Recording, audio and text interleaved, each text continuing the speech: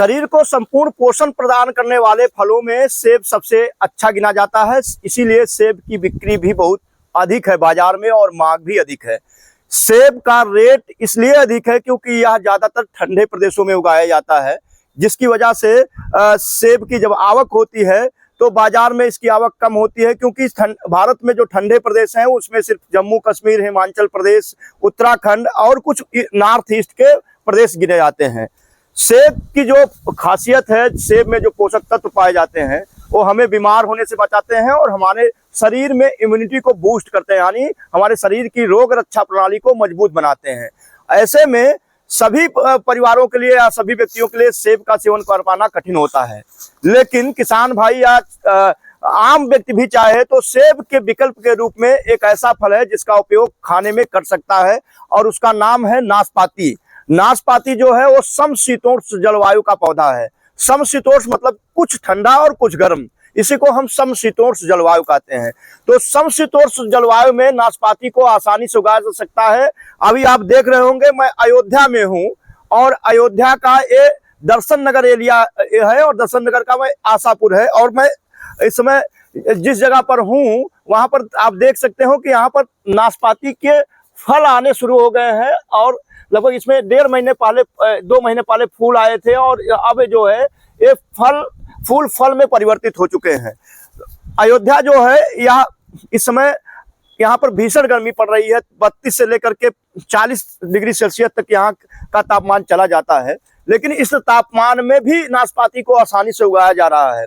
वैसे आमतौर पर इसको समशीतोष्ण में मैं बताया कि 10 डिग्री सेल्सियस से लेकर के 25 डिग्री सेल्सियस का जो तापमान है वह नाशपाती के लिए सबसे अच्छा माना जाता है। लेकिन अगर किसान भाई खेत में नमी को बरकरार रखते हुए नाशपाती की खेती करे तो जो पर्वतीय इलाकों में, मैं आपको और दिखाऊंगा, मेरे पीछे एक और पेड़ दिख रहा है नाशपाती का, तो जो पर्वतीय इलाकों में नाशपाती उगाया जाता है उससे कहीं अच्छा गुणवत्ता आपको नाशपाती से मैदानी इलाकों में मिल सकता है। आप देख सकते हैं कितना खूबसूरत सा फल आपको नाशपाती का इसमें दिख रहा होगा। इसमें जो है आपको वैरायटियों की बात करें तो नाशपाती की 2 वैरायटियां भारत में सबसे ज्यादा प्रचलित है। आप देख सकते हैं ये जो है ये पंत पियर 18 वैरायटी है।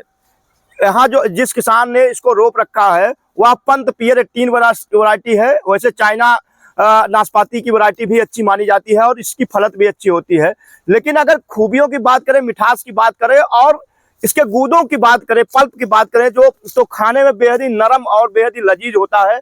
और इसका आप कैनोपी देख सकते हो कितना बड़ा पौधा बन चुका है। अगर इसका प्रूनिंग समय समय पर किया जाता रहे, कटाई छटाई की जाती रहे, तो निश्चित तौर पर किसान भाई अच्छा उत्पादन ले सकते हैं। नाशपाती की खेती की बात करें तो नाशपाती का खेती जो है वह दोमट मिट्टी सबसे अच्छा माना जाता है नाशपाती की खेती के लिए।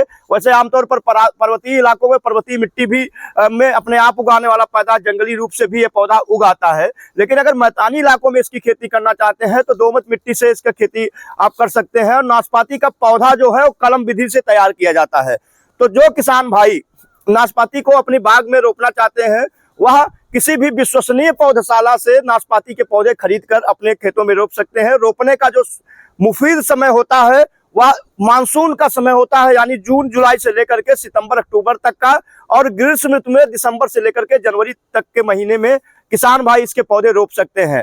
पौधों को रोपने के पहले एक गुजारिश जरूर करूंगा, किसान भाई जिस भी फलदार पौधे का रोपण करे, मैं चाहूंगा एक बार पौधे इसकी कैनोपी दिखाते रहे, फैलाव दिखाते रहे कितना अच्छा है। और ऊपर तलक मैं अगर दिखा दूं, यहाँ ऊपर देखेंगे तो पत्तियां पूरी तरीके से फलों से लदी हुई हैं नाशपाती की।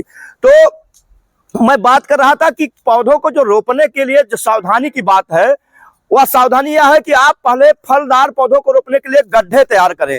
गड्ढे तैयार करने का क्या तरीका है कि मध्यम आकार के और छोटे आकार के पौधों को रोपने के लिए आप आधा मीटर बाई आधा मीटर यानी आधा मीटर गहरा, आधा मीटर चौड़ा, आधा मीटर लंबा गहरा गड्ढा खोद ले, और जो उसमें से मिट्टी निकलती है उसको कड़ी धूप में अप्रैल महीने में आपको खोदना है।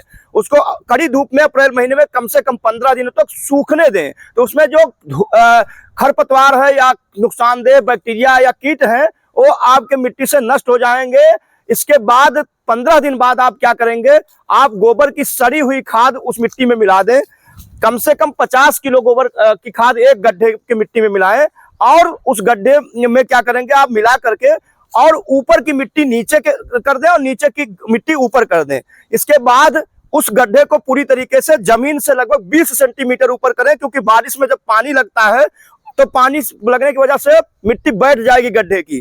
तो ऐसी स्थिति में आपको क्या करना है, गड्ढे की जो जब आप गड्ढा खोदते हैं तो गड्ढे की ऊंचाई जो है आप 20 सेंटीमीटर और करेंगे। अब क्या है, आपने मान लीजिए कि आपने आधा मीटर का गड्ढा खोद दिया, लेकिन बड़े पौधे हैं जो पारंपरिक आम की प्रजातियां हैं उनके लिए 1 मीटर गहरा, 1 मीटर चौड़ा और 1 मीटर लंबा गड्ढा खोदना होगा।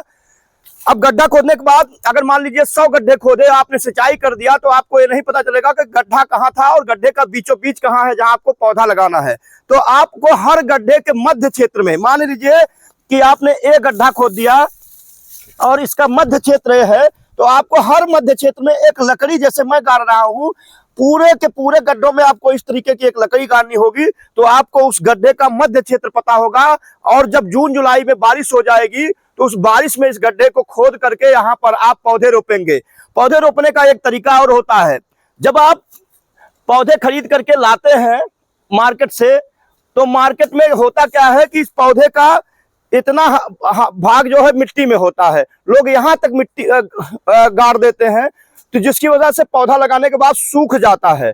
आपको क्या करना है, जितना भाग पौधे का मिट्टी में है, पॉली पैक में है, पैकेट में जो आता है, उतना भाग ही आपको मिट्टी में गाड़ना है। उससे ऊपर का भाग आपको मिट्टी में नहीं गाड़ना है, नहीं तो पौधा सूख जाता है। तीसरी बात, अगर कलम वाला पौधा आप लगा रहे हैं, मान लीजिए ये बीजू पौधे का हिस्सा है और ये उन्नत वैरायटी का कलम है, कलम यहाँ से जोड़ा गया है, तो इस कलम के ऊपर के कल्ले को आप छोड़ेंगे, नीचे के कल्ले को आप तोड़ देते हैं, नहीं तो आपका पौधा बीजू हो जाता है। इन किस चीजों को ध्यान में रख करके ही पौधों की रोपाई करें। मैं बात कर रहा था नाशपाती की खेती के बारे में, तो नाशपाती की खेती कोई भी किसान कर सकता है जो समशीतोष्ण जलवायु वाला है, जहां 10 डिग्री सेल्सियस से लेकर के 25 डिग्री सेल्सियस तक का तापमान हो, दोमट मिट्टी हो और वहां पर बारिश भी अच्छी होती हो, और इसमें फूल आने का समय जो है मार्च महीने का होता है, फरवरी से मार्च महीने में फूल आता है। फलों का विकास जो है अप्रैल मई जून तक होता है, जून से लेकर के सितंबर तक नाशपाती के फलों की तोड़ाई होती है। किसान भाई उन्नत तरीके से जो तरीके मैंने बताए हैं, इस तरीकों को अपना करके नाशपाती का अच्छी तरीके से खेती करके उत्पादन ले सकते हैं, अपनी आय बढ़ा सकते हैं। वीडियो कैसा लगा जरूर बताइएगा, और जनार्दन पांडे जी के इस पेज को आप फॉलो करिएगा, लाइक करिएगा और ज्यादा से ज्यादा लोगों तक पहुंचाने के लिए इसको शेयर भी करिएगा। धन्यवाद।